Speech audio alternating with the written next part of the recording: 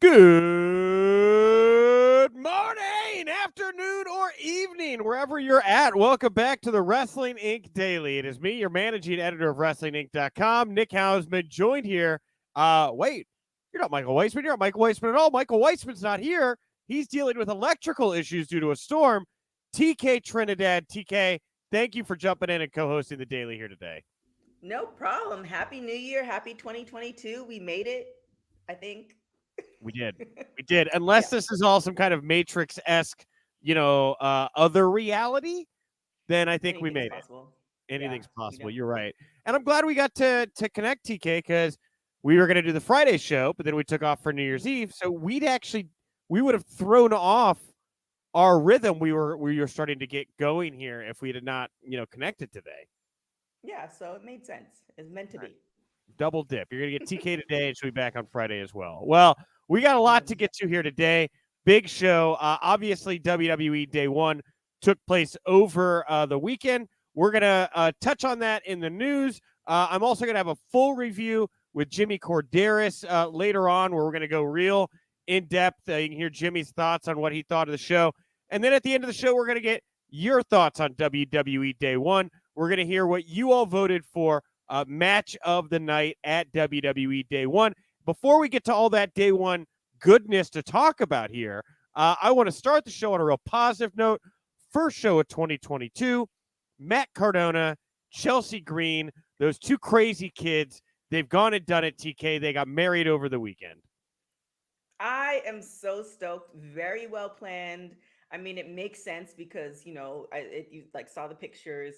It's a lot of people from the wrestling community from different promotions. So there's just no way that they could have got everybody at one place and one time during the course of the year. So Sure. it makes sense, especially with, this year in particular, or the last 2 years, because of COVID and all this other stuff, people are like, staying home, not staying home. So it's kind of a very weird scenario. So why not have all your friends together? You celebrate New Year's, you celebrate love, and here we are. And the pictures are beautiful, of course. Chelsea Green, if you follow her on social media, it's a given. So kudos to them. Yeah, and what a fun bachelor party group, or I guess Mm-hmm. groomsmen, it looked like. You had Cody there and Dolph Ziggler and Brian Myers.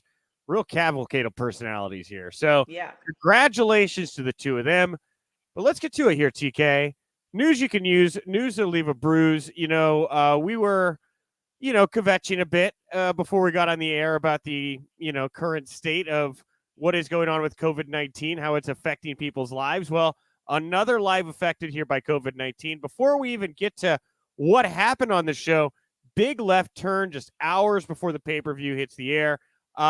Roman Reigns announces he has COVID-19. He's not going to be able to compete. Brock Lesnar was then moved to the WWE Raw Fatal 4-Way, making it a Fatal 5-Way. And in the end, Big E would drop that title to Brock Lesnar. A lot to kind of take in there, right off the top. Let's get the reaction first to the Roman COVID news. What's your take on this unfortunate news for Roman? Well, obviously, the first one is to make sure, like, if he's okay, because on top of that, he has issues that are just kind of, he has medical issues prior to that. So it's one of those things like, are you okay? That's one. I'm trying to see if there's anything wrong with my mic. Are you okay? That's one. And then two is, how dire, or not dire, but the symptoms, because the spread of it is like some people are just more flu-like symptoms, some people are like in the hospital, and they didn't really give us much of that, not that they need to. So all in all, I just hope he's okay. That's kind of the main thing. And then secondary, it kind of threw a wrench into a lot of different things, but health is the most important thing. Yeah, 100%. I'm really worried about Roman, right? With the immunocompromised situation there, with him having battled leukemia twice before. So Right. definitely want to put his health first before anything, and kind of then there's like all of this other silly wrestling stuff that happens after a very real thing like Roman getting sick is like that. Yeah, so Big E, he loses the title here in this big schmoz of a match with Brock Lesnar. The Observer saying the first planned opponent for Brock Lesnar is going to be Bobby Lashley. Steve Mulhausen, he tweeted out not long ago that he thinks that match is going to go down at the Royal Rumble between Lashley and Lesnar. But it's weird that we kind of now Big E is kind of left adrift because there was this graphic put out on social media by WWE after the show that's got Brock Lesnar's face as the new champion, but underneath it says Big E defeats Kevin Owens, Seth Rollins, and Bobby Lashley, making you think that this was probably a graphic prepared, in the hours before the show. They had to do some last second changes. They only put Brock on there, didn't notice the text. Looks like this was supposed to be a good night for Big E. Right. Yeah. I mean, this is the second time where it felt like they had a plan and stuff went awry, and now he's the sacrificial lamb. So it's kind of sad, but we've seen what he could do with the championship. So I think within the year he'll have the championship again in some way. He'll have a championship again in some way, shape, or form, because he's proved himself. You know what I'm saying? It seems like how WWE does, like they, first you have to get to the mountaintop, and not a lot of people get there. And then it's like, what you do when you have it, and like how impactful are you? And Big E was everywhere. So I don't think that, it's unfortunate, but I think that he'll get a championship sometime this year. I don't think it's anybody's game plan, but I just wonder what you do. Like, there's so many question marks all of a sudden, right? Because the Observer also came out and they said, it looks like the plan might be to do a Brock Lesnar, Roman Reigns title versus title at WrestleMania, which is great. But what does that mean for the Rumble? Like, how do you get there? Where you're going to have the two champions going at each other and still have a Rumble winner. If anything, to me, that spells like maybe Big E could win this Rumble, insert himself into a match with Roman Reigns and Brock Lesnar. It's not like he doesn't have a case with Roman Reigns, not defending that night, so I don't know, And that would be a great match, like a three-way. That would be a great match too. So I think with Brock Lesnar in the picture, I just don't think Big E's gonna get back the title. However, I think they're if they do it correctly, there will be some really great, memorable matches. Yeah, and the big, if there is a winner, a silver lining in this, right? It's got to be Bobby Lashley. Bobby Lashley's finally, because of everything being thrown out the window, finally going to get that money program with Brock Lesnar going into a big 4 pay-per-view, and good for Bobby Lashley. Like, I'm excited to see what these two guys are going to do together. Yeah, it's going to be like a Goliath versus Goliath match. It's going to be a great match, but on the flip side, because we know who WWE's favorite is, it's kind of like you already, like, I'll be surprised if Lashley wins. Like, it's just kind of like we already know, and that kind of takes away, like, what I love about great wrestling and great matches is, like, you put two people together and you think what's going to happen, and it doesn't happen at all. But with certain matches, you're just like, all right, cool, this is what's going to happen. And it kind of takes away a little bit of the luster of the match. But I think it'll be the leading up to it. If they do it correctly, will be great. Well, we see here. We'll go to the comments. By the way, if you want to jump in the comment section wherever you're watching right now, we'll try to pull some comments on the show here. Shelly Allen just saying Big E, and then like a bunch of money bags. Oos, couple hearts. That's nice. Elizabeth Fox, poor Big E getting affected. I hope they establish him as a dominant champion next time. Yeah, I feel I feel like his Money in the Bank. Between the cash in was hot shotted. The drop into the title was hot shotted. There was never like a meaningful foil during the run. Just wasted opportunity with this Big E run. Yeah, agreed. Yeah, Dio Fan 80 here saying the same thing. Big E wasn't built up well during this run. Too many non-title losses. Agreed. We did see a big return at day one. Beth Phoenix came back. She helped Edge, her husband, even the odds against Miz and Maurice. She looks like some kind of post-apocalyptic, badass. And then, Edge would go on to spear Miz and pick up the win. What did you think of Beth Phoenix's return here, TK? I mean, I think it's going to be a great. I wonder, like, more the behind the scenes, if she took decided not to do the hosting to get prepared for, maybe they're going to have a run together, or she's just like, I want a moment. But Maurice, I'm kind of interested because Beth Phoenix and Maurice, like she's good, Maurice, but she's not Beth Phoenix, so it's like it's kind of a uneven matchup. So I don't know. I'm interested to see. They all make great TV. So Right. especially when Miz is around. So I'm interested to see the build up. That it's gonna be entertaining. That's for sure. Well, and you remember like Miz and Maurice when they feuded with Nikki Bella and John Cena going into WrestleMania, and they were really enjoyable when they would like pretend like they do the sketches where they were John and Nikki. Mm-hmm. I thought they were really funny. So I'm looking forward to seeing what these four do together. This will probably be another Rumble match as well. I'm guessing Yeah. some Mm-hmm. intergender tag match with these two. Yeah, I'm for it. I'm for it. I think yeah, it's gonna be a great match. And lastly here, and this is the last thing I'm going to bring up again. A deeper dive with Jimmy later on. There's other news I want to get to here with TK, but Drew McIntyre, he beat Madcap Moss, and then he was attacked by Moss and Corbin backstage. Not a huge note other than the fact that it looks like, as Fightful saying he's going to be given time off to deal with neck issues. WWE storyline saying he had a cervical neck strain. So Drew might be going away here for a little bit, and that sets up Tim Mickles' comment here. And just like that, Raw is the A show again. And I do bring this up with Jimmy here later, but I'll bring it up with you here too, TK. It is pretty wild. Brock Lesnar, Becky Lynch, Edge, Miz, Beth Phoenix, and then you look over at SmackDown and you remove that Roman Reigns piece. Mm-hmm. And this is the only thing from SmackDown we're talking about here, and it's their top babyface going bye-bye. And I'm guessing leading the way for a run of Corbin and Madcap Moss running roughshod on SmackDown here for the foreseeable future. I mean, I think it's ebbs and flows. Like, what you have to remember, I'm sure we all know, it's like all year round.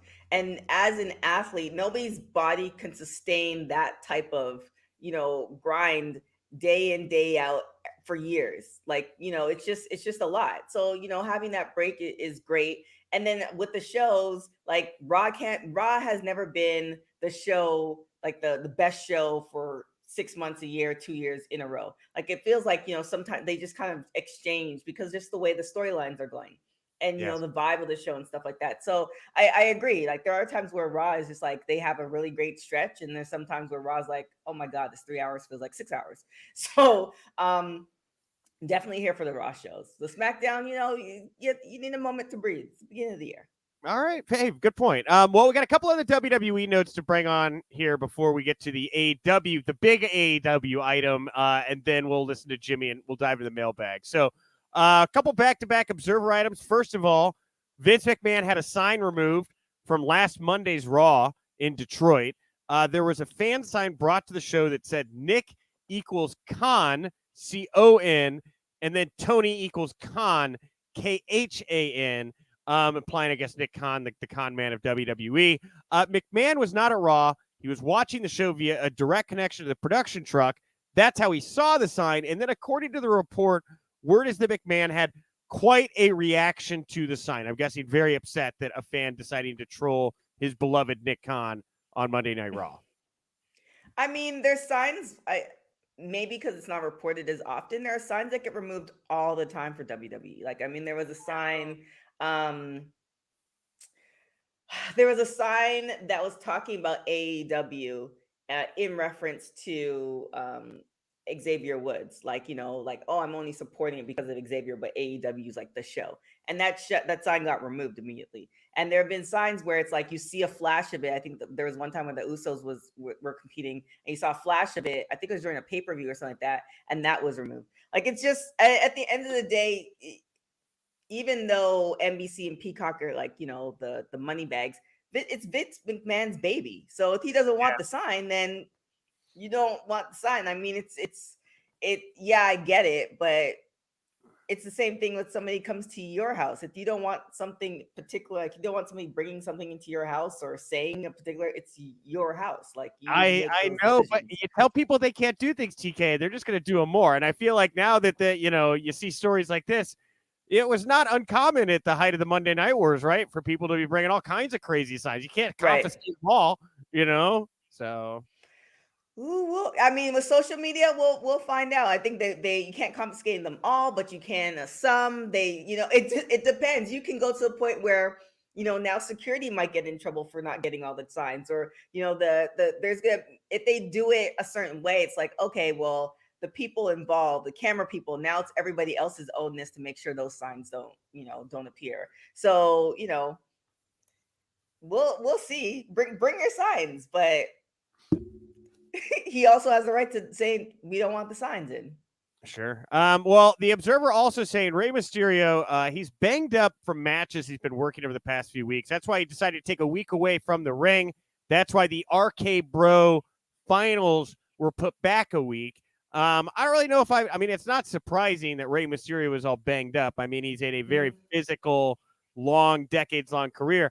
But, man, there's only so much business he's got left to do, and I'm just waiting for Dominic to, beat up his dad, right? Come on, I think it's about time, right? Toss his dad right. Right? Yeah, that has to happen. I was about to oppose that, but no, it has to happen. But it seems like I don't know, the way the way he is in the ring, it's like he can go another, I don't know, 5, 8 years.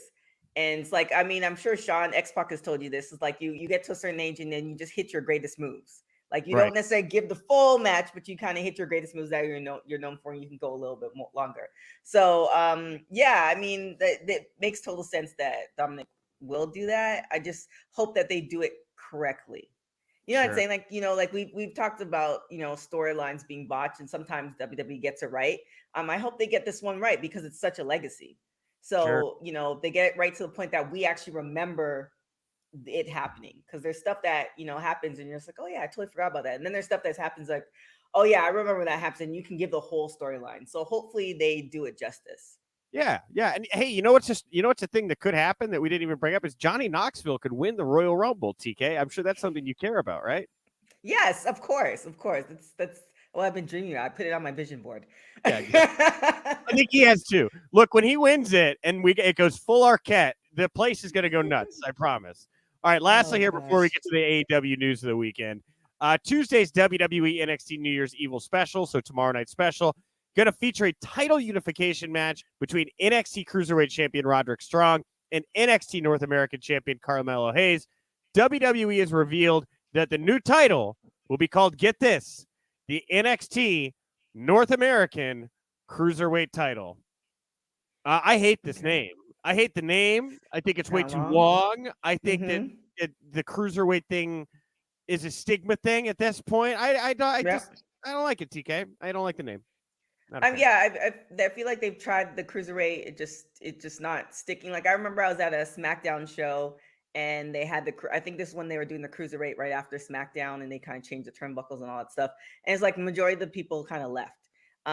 So it's I feel like you don't need to say that. Like, Rey Mysterio has been a champion and not necessarily Cruiserweight. So why do you need to like preface it that way? If you're a wrestler, then you're a wrestler and you make it happen, or the powers that be make it happen. So yeah, I'm not for the title either, but it's hard enough before. North American title, you got to be from North America. The Cruiserweight title, what's the weight limit? Now it's like you got to be a North American Cruiserweight. Like that's an even smaller pool, right? Right.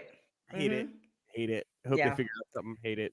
All right. It probably won't last, and then eventually they'll figure out something else or do with it entirely, which I kind of hope happens. Call up Matt Cardona, get the rights to the Internet Championship. Finally, have a title that means something in this age, right? All right. It is. Last bit of news before we get to Jimmy Corderas, and then we'll dive in the mailbag. We'll talk a little bit more about Day One.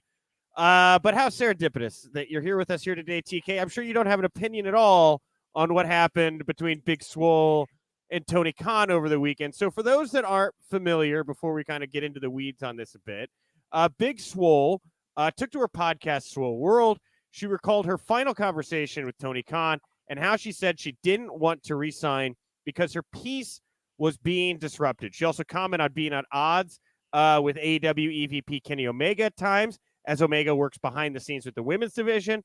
She noted that the most emotional moment she had in AEW is when Omega thanked her for what she did during the Diamante feud and how it made other women in the company more comfortable pitching ideas. A nice thing. So Swole continued and talked more about what led to her departure and how it was hard for women at AEW to get ring time. She made a comment about how it just being doing dark and elevation aren't enough, right? Sometimes. Right. So Swole then called out AEW for a lack of diversity and said representation for the black community in AEW is not genuine. She said diversity is AEW's biggest issue outside of the lack of structure. And of course, she's married to Raw superstar Cedric Alexander. They have a daughter together, and she credited her daughter with helping her realize the lack of representation with AEW when her daughter started watching more WWE for not just dad, but also characters like Big E and Bianca. Finally, she stated that there's no bad blood between her and Tony Khan.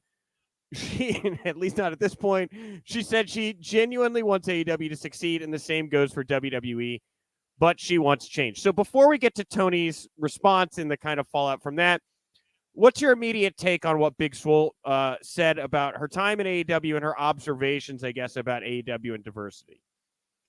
Well, it's a catch-22. It's like, the people who are running the platform, you tend to gravitate towards something that you know. And when you tout the word diversity could mean, okay, well, it's diverse in your sense of the word, but diverse might be, I'm not seeing not a lot of people that look like me. And there is diversity in AEW. The problem is that we just don't see it as much. But then there could be somebody else who watches it and say, well, I'm seeing enough diversity because I'm seeing more people that look like me. So for me, it's kind of like almost a catch-22. I forgot what publication or podcast mentioned it, but it's just kind of like, if they want to see more black wrestlers, then we should just develop, and there are a few matches where it's like black central, like there's a lot more black wrestlers, so Sure. almost develop something like that where there is a lot more, but you hope for, but you can't expect it to be as diverse. Like, it can't be every single person because there's just not enough time. As far as the women's wrestlers, I definitely agree that they're relegated to YouTube. And some of these matches, the match with Big Swole and Diamante was amazing, and it should have been on television. So I could definitely see the frustration. I think I saw one comment, and in the chat, but then also Tony Khan alluded to too that Big Swole didn't have as much talent, but the reason you say that is because they didn't give her the chance to showcase it. So I think she's amazing. If you watch it in the Mae Young Classic, you watch her through her indie career, she has amazing matches, but there wasn't a time to actually showcase it. So I can understand the issues on both sides. Yeah, and I certainly have a lot of black friends that have said almost word for word what Big Swole said, on her podcast, and it's something where when I go to AEW pay-per-views and stuff now, and I look at the card, like I look at the diversity of the card, and it is sad to me that there's been a couple pay-per-views recently where it's like Scorpio Sky, right? Like that's your guy who's on the card, and you look at the names like Punk and Bryan and Adam Cole, coming in. It's a pretty Mayo group of guys, right? They're kind of about the same size, Group of guys. I haven't heard that term. I like that. If you like Punk, you're probably gonna like Bryan, and you're probably gonna like two scoops of Adam Cole, right? They're all it's a very specific, style and tone and texture there. And it's a thing too when it's not just about like how many people are on a pay-per-view, like how do you get to a pay-per-view, right? Who's getting to tell stories, Right. That's the other thing when you talk about getting opportunities, right? When you talk about, showing more of that diversity, spreading around like who's getting to tell those stories, right? Hobbs feuded with Punk for like 2 weeks, right? It was like a setup takedown with him and CM Punk. It's great that he gets opportunities, here and there, but what's the last story, we've seen with the Hobbs?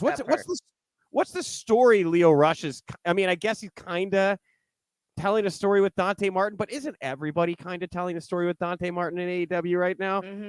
It's about getting those chances to tell those longer stories and create those stars that have more value in the fans' eyes. Yeah, I think with AEW, they're in they're in a particular situation where they want to use the big names, and the big names that they have are, as you say it, male inclined. So it's just one of those it's a catch-22 because it's also ratings. I think I had mentioned this. We did another show a couple weeks ago. We were talking about, women, and you're looking at the ratings. And if the ratings, because the ratings is about money, and the ratings bringing commercials, et cetera, et cetera. So if the ratings dip, then you're going according to the ratings. But now, if you want to fight the ratings, then you may lose money. And then as a company, the goal is never to lose money. So it's finding that balance. But then also, Big Swole definitely alluded to that. I think we've been saying it for years, diversity, as far as storytelling, and not saying, okay, well, there's people who don't look like me and they're there. But if you're backstage and you don't necessarily know what the black experience is like, and you're just kind of hearkening on, what you see on television, then, you're not going to be able to create those stories. So I just kind of sometimes just get frustrated of saying that we need diversity in the background, and more just creating, um kind of coming together and creating something that I want to see. And that's kind of how AEW came about. They came together and they created something that they want to see, and they're apparently what they want to see is more male inclined Well, at but the moment. but that's the thing, is like, now we're 3 years into this AEW experiment, and what AEW told people they were going to be versus what AEW has, fully become, right? Like, it's Right. finding its form now. Hmm. People are going to have opinions on that. Did you deliver Yeah. on what you were promised? And that's just part of the nature of the beast. So anyway, Tony Khan takes this criticism in from Big Swole and decides to put the following tweet out shortly after. He says the top 2 AEW execs are Brown, me, and Mega. Jade, Bowens, Caster, Dante, Nyla, Isaiah, and Mark Quinn all won on TV this month. The TBS title tournament has been very diverse. I let Swole's contract expire as I felt her wrestling wasn't good enough. Hashtag AEW Rampage Street Fight tonight. Look, I'm not a rocket scientist, but I looked at this and I was like, God, that's just stupid. Like, why would you respond like that? That So is yeah. that is the quintessential, I've been able to live my life accordingly, and I really could care less what other people's feelings are. I'm not empathetic to it, and it doesn't really matter because it doesn't affect my pocketbook or my family. Like, It's you kind of, some people luck out where they don't have to deal with stuff like that, and then they, say comments like that. um it's douche. It's a douche comment, and I'm not surprised. it's I, unfortunate because, like, it was you're right. It was an all punch, right? mhm, There was no I'm gonna let this kind of wash over me and take in a bit of it. It was all immediately defense, all immediately punch. mhm, And I think that's why it hurt so many people. Like, I think Ricky Starks like left Twitter. Like, I think there were a lot of people, then you got employees that are having to, defend your boss or make your case for your boss, or, get in good with the boss by trying to get in on this. You got people retweeting Tony, then unretweeting Tony. I mean, it's just what he did was it it was was very, yeah, it really ripped it, people apart. It made me sad to yeah, it see was that. crazy. It was crazy. I have one person on Women's Wrestling Talk. She's very invested in it, and she started tweeting about it. And the comments that she got, not like it's a laughing matter, but it's just kind of like, it's just insane. And at the for me, at the end of the day, the main word that comes about is empathy. But if you don't have to be empathetic because you're in a position of power, then, I hope that, somebody could pull Tony Khan aside and explain to him. I think Leo Rush alluded to that. But on the flip side, you don't you have a choice of not having to deal with it. Whereas being a minority, you have to deal with it. You deal with it on a daily basis. So it's, and again, it's not necessarily because I'm seeing a lot of comments of people saying, oh, well, she just didn't do a good job. Right. Regardless of that, it's more about what she was saying. And then if you take away the racial issue just on women alone, you're not seeing enough women on the card. I think there was 2 pay-per-views ago where I think you had half of a women's match, if that, on AEW. So you're not seeing a lot of women on the card, and the people that they're choosing to put out there, I get that, but there's a whole bunch of other women in the locker room, and you have enough TV time where you can tell a good story, and you're just choosing not to. And we don't know what's going on in the writing room, but I'm willing to bet that they just don't have enough diversity as far as women and minorities back there to tell great stories. And what makes me sad about Tony's comment is, like, yes, the meat of what Swole was talking about, real quickly, half your audience went off into the weeds about something else, right? Like, Swole wanted to have a conversation about one thing. Tony decided to make this a referendum on Big Swole, the wrestler, and anybody who doesn't want to really kind of digest or take in or debate the merits of what Big Swole said can now just dismiss her, have that conversation. And you're talking about a woman, a mother, who is like trying to be open with her experience and like show some vulnerability, in my opinion, and open up and let people kind of, know her truth. And then, of course, when you do those things, TK, you got to then deal with this kind of like rubber band effect from people that are very ill-intentioned or uninformed. And I even found myself kind of a back and forth yesterday with this dude on Twitter, Tim, and like, Tim is telling me Swole's a bad wrestler, and I'm like, well, I spent 10 years on the indies and have been covering wrestling as my job for 6 years now, right? And like, you sit on your couch and you watch wrestling, your opinion means nothing to me when it comes to who is not a bad wrestler. You think they're bad because they didn't grab you, because they didn't have time to tell the stories to grab you, Tim. Telling people they're bad wrestlers, Tim. But now I'm debating the merits of Big Swole the wrestler. That's not the conversation I'm supposed to be having, TK. Right. No, I think I've given up. When I was working at TMZ, I think I got into like something with somebody, and I don't really, now I don't pay attention to it, but again, it's kind of like everybody has to kind of pick their battles, and I'm more about action versus complaining. So I'm doing things on my end as far as, creating diversity, creating a platform, creating something for women and minorities, and opposed to people just complaining about, complaining about whether there's not. I just kind of, because a lot of people, again, you're right, they just base it off of a tweet. They didn't listen to the podcast. They didn't do their research. They're just going off of all the other little retweets versus the actual information, and actually diving into, oh yeah, maybe she's right in that. So yeah, I mean, that's where we are in social media. All right. So I guess shout out to Tim for making you so upset and passionate. Tim. Anyway, so to put a pin in this, yes, Leo Rush, I think kind of took lead, as he often seems to do in these kinds of conversations, and bluntly tweeted out, apologize, all capital letters, right to the point. I think what a lot of people were feeling, in that moment. And then he released this statement yesterday. He says, I want this to be clear. I do not consider this to be a diversity issue, and I at no point have thought or said that AEW or Tony is racist. We can all clearly see that wrestling as a whole in the AEW roster is perpetually diverse. The issue at hand was a racial insensitivity issue. Having spoken to Tony and Mega, we have discussed the endeavors to further understand the struggles of the Black community. I am grateful to be able to understand more about Tony and Mega's own ethnic background, and glad that they are actively seeking input from an African-American perspective. I am proud to work for a boss and company that try to make these strides in social equality.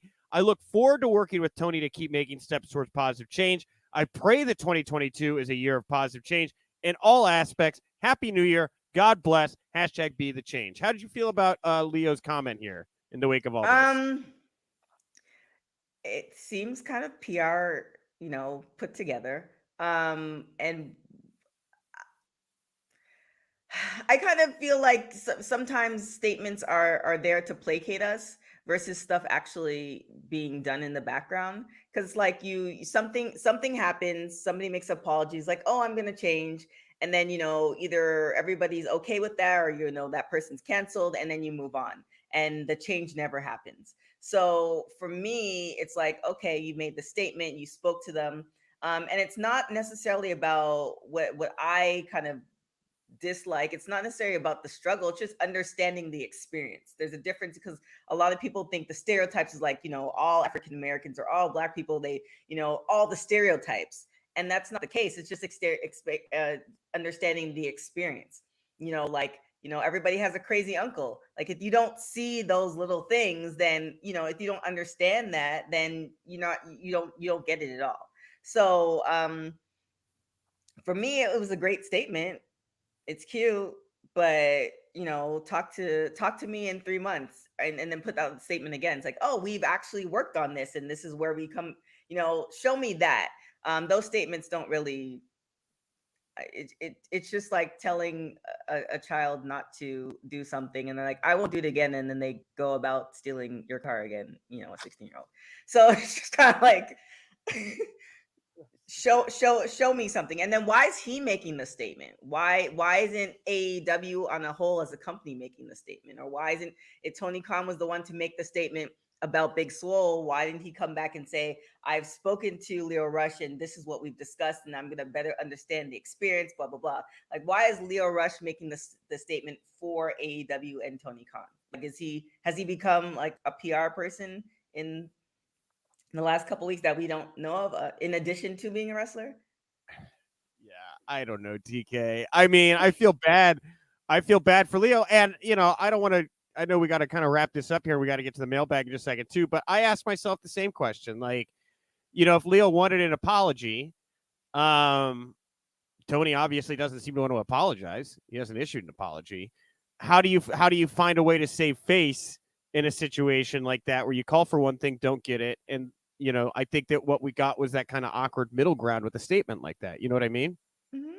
Yeah, because you realize that you have a job, and you're indebted to a company that can take away a check. And trust me, Leo Rush will do fine on the indie scene. And I knock on wood, I hope nothing, whatever he wants, I hope he gets. But it's also nice to know that you get a check on a weekly or bi-weekly basis, and you don't ruin that, because he also has a child, and he's a father, and he's a husband, etc., etc. So the thing with social media is, something happens and you want to give that knee-jerk reaction, but then you realize, hey, this company can actually fire me. And so again, kudos to him for having the discussion. I would love to hear that discussion, but Tony Khan didn't apologize.